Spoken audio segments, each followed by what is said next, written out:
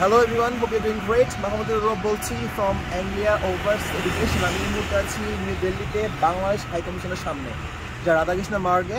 আপনারা যারা আসবেন, স্লোভেনিয়া যাবেন, প্ল্যানিং করতেছেন, আপনাদেরকে একটা তথ্য হচ্ছে আপনাদের পুলিশ ক্লিয়ারেন্স লাগে। তো ওইটা বাংলাদেশ থেকে আনলে পরে যে ডকুমেন্টটা নিয়ে আসবেন সেটা কিন্তু এনাফ হয় না, বিকজ ওইটা আবার এই বাংলাদেশ হাই কমিশনে এসে আপনাকে আবার কী করতে হবে, লাইক সতর্কতা করতে হবে। তার জন্য আপনাকে একদিন, আপনাকে যেদিন আপনি আসবেন সেম ডে ডেলিভারি দিবে না, আপনাকে 2 ওয়ার্কিং ডেজ আপনাকে মাথায় রাখতে হবে।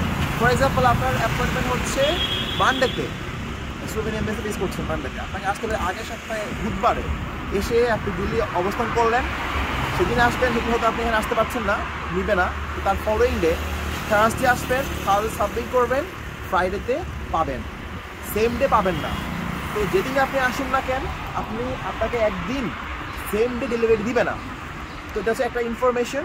আরেকটা কথা হচ্ছে যে আপনাকে 180 থেকে 200 রুপি মতো পে করতে হবে, ক্রেডিট কার্ডে পে করতে পারেন। যদি না থাকে আপনার কাছে, ভিতরে কিছু লোকজন থাকবে হয়তো বা, তারা বলবে, তারা পে করে দিবে, কিছু এক্সট্রা সার্ভিস চার্জ নিতে পারে। সো এটা বেশি একটা অ্যামাউন্ট না। এনিওয়ে, তো যে ইনফরমেশনটা ছিল যে আপনাকে আপনার যে সাবমিট করবেন আপনার স্লোভেনিয়ার ফাইল, ওইটাতে আপনি যে ডকুমেন্ট নিয়ে আসতেছেন বাংলাদেশ থেকে, পুলিশ ক্লিয়ারেন্স, ওইটা আবার এখানে এসে আপনাকে সাবমিট করে দেন সাবমিট করতে হবে। Very important point. So thanks for watching this video. Mahmudullah বলছি, যারা আমাদের সাথে যোগাযোগ করতে চান 01629905718 is my number, and you can also WhatsApp, UK number WhatsApp করতে পারেন। সো আরও কিছু ইনফরমেশন নিয়ে আমরা আসতেছি। Stay tuned. Thank you so much for your time. I love this. And for now.